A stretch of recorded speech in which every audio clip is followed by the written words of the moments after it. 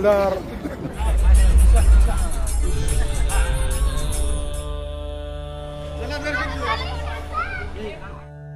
नागेंद्रहाराय त्रिलोचनाय मंगलाय महेश्वराय ओम नमः शिवाय।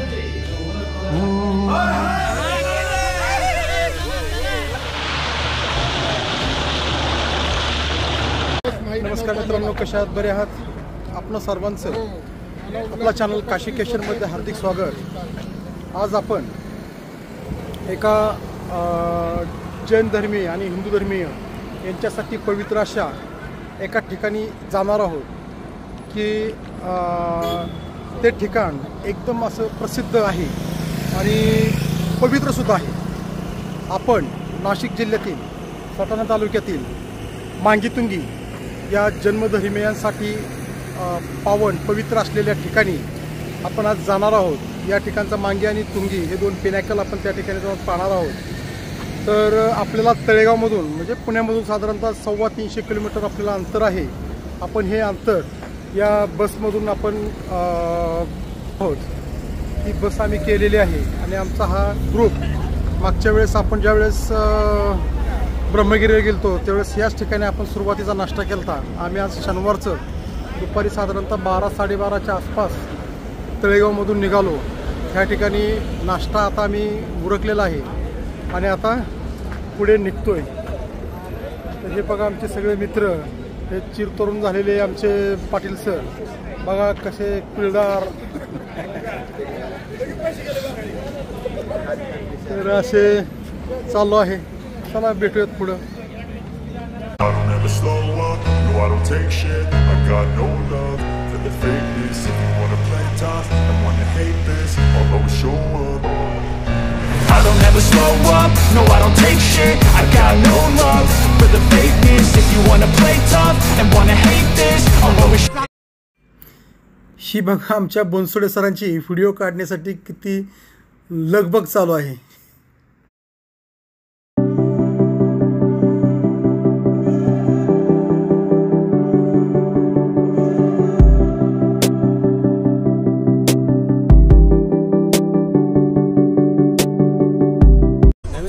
पाटील सर उठा, सकाळ झाली। आमचा हर हनुरी ग्रुप बघा कसा प्रत्येक ट्रेकचा असा एन्जॉय घेतो।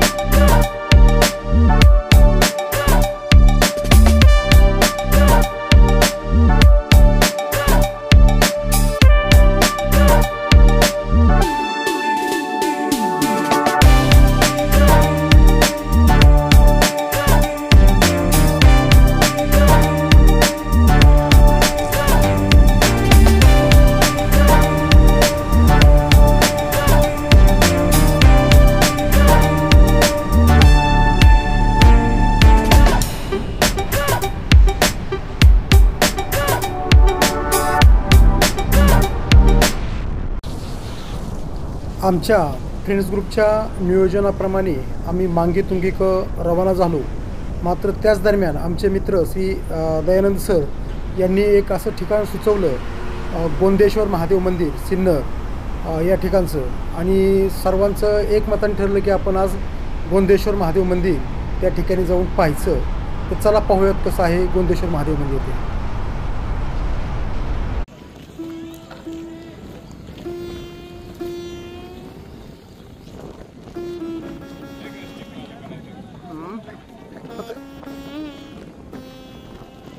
गोंदेश्वर महादेव मंदिरामध्ये च्या परिसरात आम्ही आता पोहोचलो आहे परिसर तर मस्त दिसतोय आणि गर्दीही दिसते. बघूयात पुढं कसं आहे.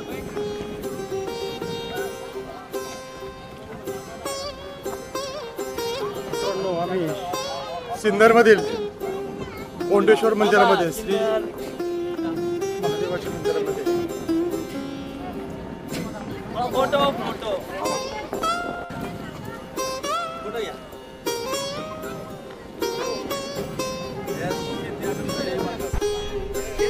अद्भुत जबरदस्त दिसते मंदिर.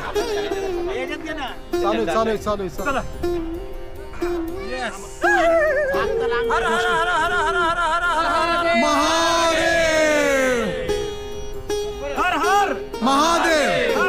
महादेव.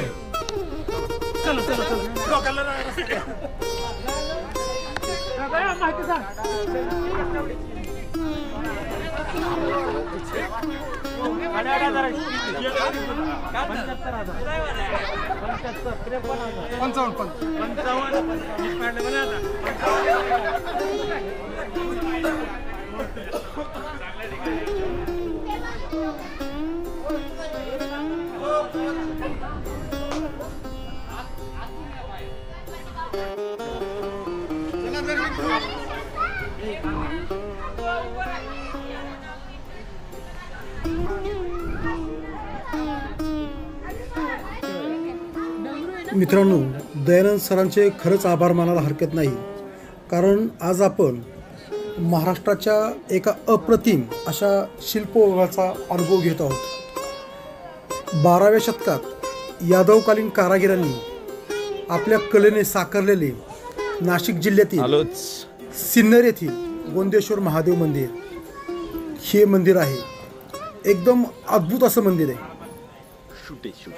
हे केवळ एक मंदिर नाही, तर हे एक शिवपंचायतन आहे. मध्यभागी भव्य शिवमंदिर आणि त्याच्या चारही बाजूंना भगवान विष्णू, गणपती, सूर्यदेव आणि देवी पार्वती यांची उपमंदिरे आहेत. गोंदेश्वर महादेव मंदिराची रचना ही प्राचीन हेमाडपंथी शैलीची आहे, जी काळ्या पाषाणात केलेली आहे. या मंदिराचा निर्मितीचा काळ 11व्या किंवा 12व्या शतकाच्या दरम्यानचा असावा. मंदिराच्या प्रत्येक खांबावर आणि भिंतीवर तुम्हाला कलाकृतींचा महासागर दिसेल. नर्तकी, सुंदर्या, रामायण आणि महाभारतातील प्रसंग आणि काही रहस्यमय कामशिल्पे. मित्रांनो, येथे आल्यानंतर समजलं की हे मंदिर भारतीय पुरातत्व विभागाच्या एक संरक्षित स्मारक आहे आणि हे आपल्या हजारो वर्षांचा वारसा जपून आहे.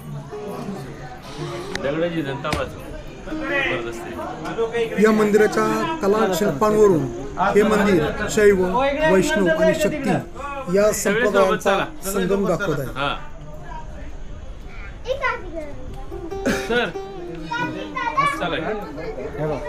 मित्रांनो, हे मंदिर नाशिक जिल्ह्यातील सिन्नर तालुक्यात आहे आणि हे आपल्याला साधारणतः पुण्यावरून 170-80 किलोमीटर अंतरावर मंदिर पडतं बघा. आपल्याला इथून पुढे मांगीतुंगीला 146 किलोमीटरच्या आसपास आपल्याला प्रवास करायचा आहे.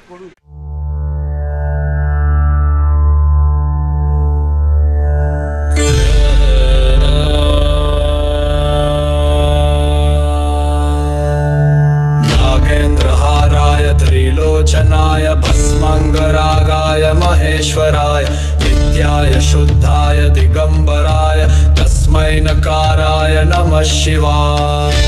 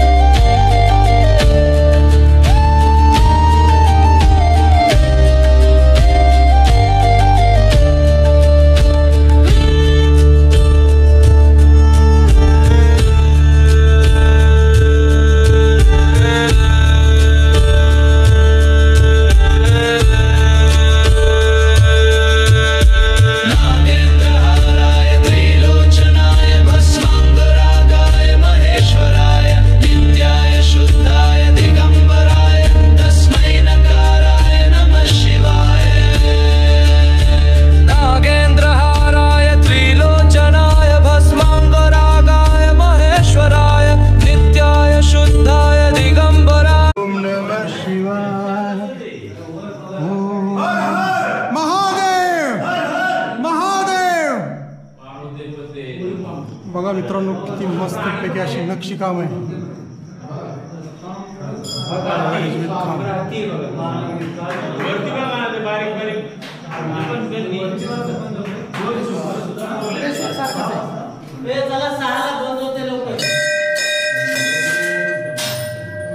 हर हर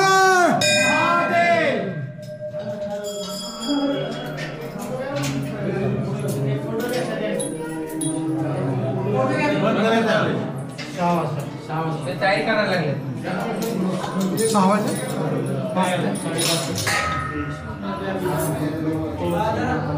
ओम नमः शिवाय.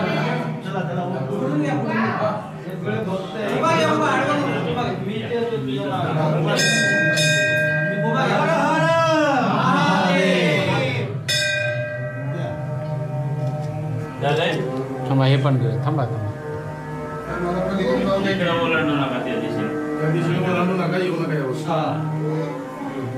काढलं का गिरवलं आपलं काढलं.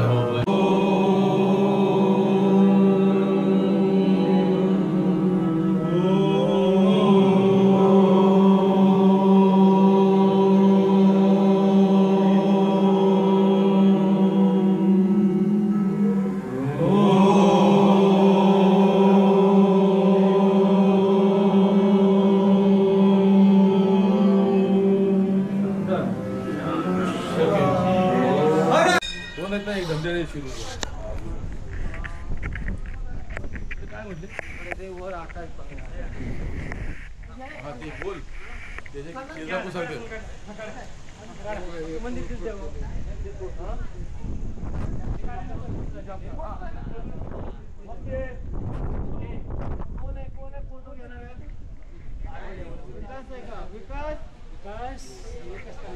विकास होणार आहे. कॉमन मध्ये मला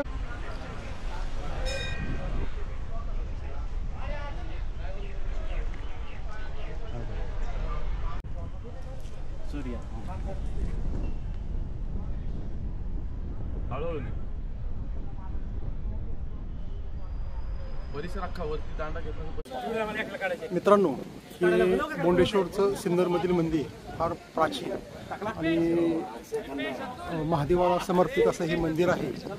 हे दुर्लक्षित मंदिर आहे. अनेक लोकांना हे मंदिर माहीत नाही.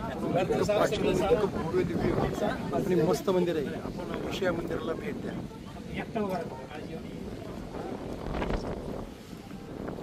मी आता नाशिक जिल्ह्यातील नगरपंचायत कार्यालय देवळा या ठिकाणी आलो. बघा आता ही नगरपंचायतीचं देवळामधलं आहे. या चौकात आता चहा प्यायला थांबलोय. बघूयात.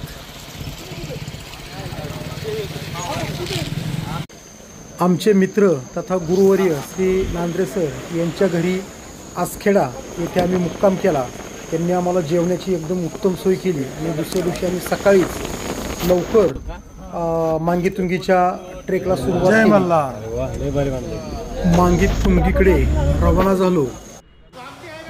जात असतानाच आम्हाला पाऊस सर्व रस्त्यात लागला होता. हे पण आम्ही आता मांगीतुंगीच्या पायथ्याला पोचलोय. तिथून आम्ही गाडीतून उतरताच पाऊस सुरू. काही खरं नाही. पूर्ण पावसात आता आमचा आजचा ट्रेक होणार आहे.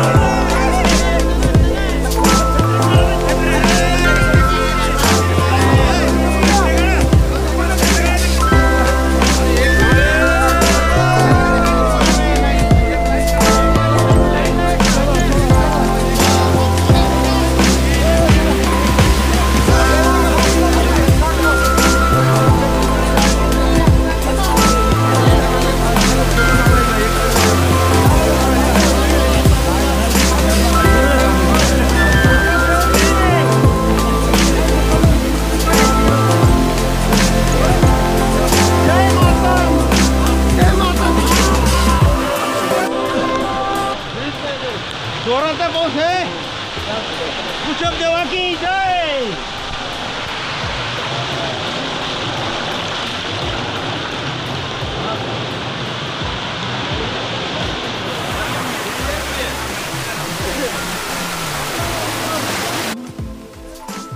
मित्रांनो, तुम्हाला आत्तापर्यंतचा व्हिडिओ आणि त्या ठिकाणची लोकेशन्स असतील किंवा निसर्ग असेल कसा वाटला? खरंच चांगला वाटला ना? आत्ता आपण इथून पुढे मांगीतुंगीचा ट्रेक पूर्ण करणार आहोत आणि पुढचे नजारे जे आहेत ते मनाला असं हेलावून टाकणारे आहेत. तर आपण हा भाग पूर्ण बघा आणि पुढील भाग आपण निश्चित पहा, तुम्हाला मजा येईल. थँक्यू.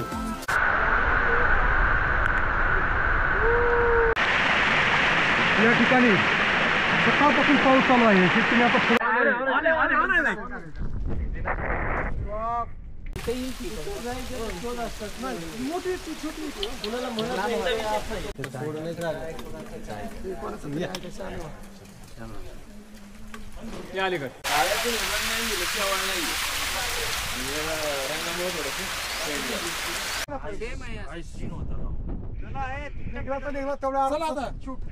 विंचू काटा आपला जसा होता ना लोहगडचा